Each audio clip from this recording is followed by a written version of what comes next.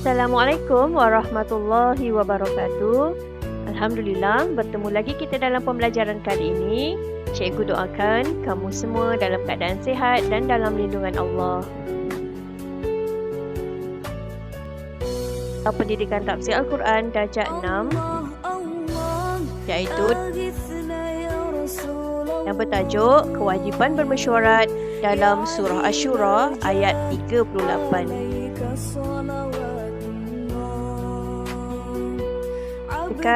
Ayat 38 Surah Asy-Syura. A'udzu billahi minasyaitonir rajim. Bismillahirrahmanirrahim. Walladzina istajabu lirabbihim wa aqamus shalah wa amruhum syura bainahum wa mimma razaqnahum yunfiqun. Sadaqallahul azim. Artinya, dan lebih baik dan lebih kekal bagi orang-orang yang menyahut dan menyambut perintah Tuhannya serta mendirikan solat dengan sempurna dan urusan mereka dijalankan secara bermesyuarat sesama mereka dan mereka pula mendermakan sebahagian dari apa yang kami berikan kepadanya.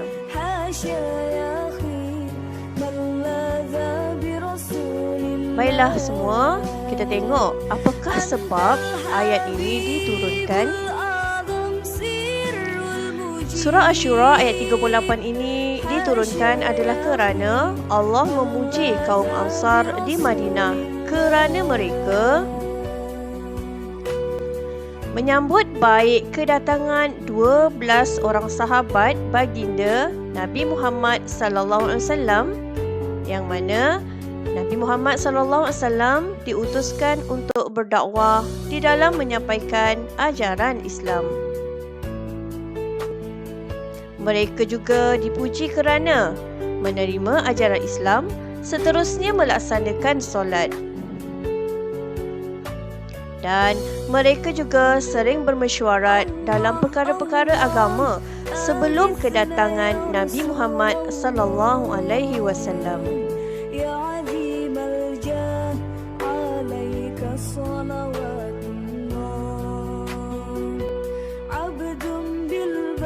Baiklah, kita tengok pula apakah tafsir ayat Surah Asy-Syura ayat 38. Melalui tafsiran ayat, kita dapat ambil 3 kaedah membentuk kekuatan dan keteguhan perpaduan umat. Apakah 3 kaedah tersebut? Kaedah yang pertama adalah solat. Yang kedua, mesyuarat. Dan kaedah yang ketiga adalah zakat. Sama-sama tengok kat sini apakah kefarduan solat. Yang pertama, membentuk umat Islam kuat dan bersatu padu. Tidak syak lagi bahawa solat dapat membentuk umat Islam yang kuat dan juga bersatu padu. Yang kedua, solat berjemaah dapat membina kekuatan individu dan masyarakat. Apabila solat dilakukan secara berjemaah, terutamanya di masjid ataupun di surau, ini dapat meningkatkan lagi ukhuwah serta membina kekuatan individu dan juga masyarakat.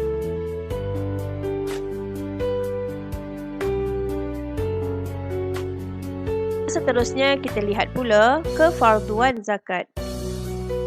Apakah kefarduan zakat? Yang pertama, ia dapat membentuk sebuah masyarakat yang bertanggungjawab. Dan yang kedua, dengan kefarduan zakat, saling membantu di dalam memahami situasi masing-masing. Kalau kita lihat pensyariatan zakat, ianya telah berlaku pada tahun kedua Hijrah, di mana ianya adalah seiring dengan pensyariatan puasa. Dan kita tengok kepentingan bermesyuarat. Apakah kepentingan mesyuarat? Yang pertama adalah sangat dianjurkan oleh Islam. Dan yang kedua, urusan umat Islam dapat diputuskan melalui bermesyuarat. Dan ini juga adalah sebagaimana yang dilakukan oleh Nabi Muhammad SAW, kerana baginda sering bermesyuarat dan meminta pandangan daripada para sahabat di dalam melakukan ataupun di dalam memutuskan apa jua perkara-perkara, terutamanya perkara-perkara yang tiada nas ataupun wahyu. Seperti contoh dalam urusan mengatur gerakan dan juga strategi peperangan. Dan ia juga diikuti oleh para sahabat Rasulullah sallallahu alaihi wasallam selepas kewafatan Rasulullah sallallahu alaihi wasallam. Dan ini juga adalah berdasarkan hadis Rasulullah sallallahu alaihi wasallam yang telah diriwayatkan oleh Imam At-Tabrani daripada Sayyidina Ali bin Abi Talib radhiyallahu anhu yang berbunyi, "Wahai Rasulullah, banyak perkara baru timbul yang kami tidak dapati hukumnya daripada Al-Quran dan Sunnah.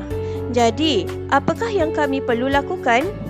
Maka Rasulullah menjawab, "Himpunkan orang ramai dan bermesyuaratlah. Jangan kamu mengikut pandangan seorang sahaja."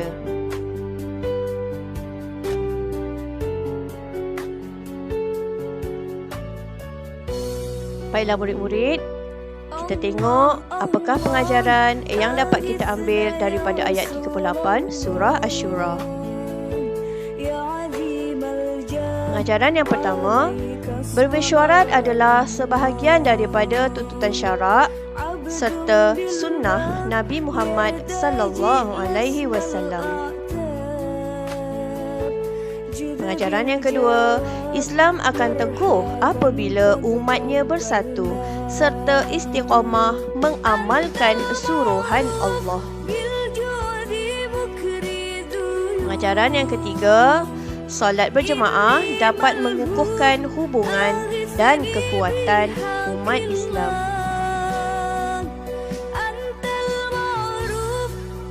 Juga pengajaran seterusnya, yang keempat, zakat dapat membentuk sikap bantu-membantu serta mengukuhkan perpaduan dan taraf kehidupan. Dan pengajaran yang terakhir adalah umat Islam wajib bermesyuarat bagi memperelokkan hal ehwal urusan di dunia dan di akhirat.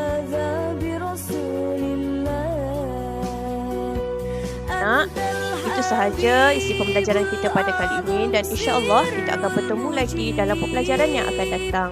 Cikgu sentiasa mendoakan agar kamu semua semoga cemerlang di dunia dan di akhirat.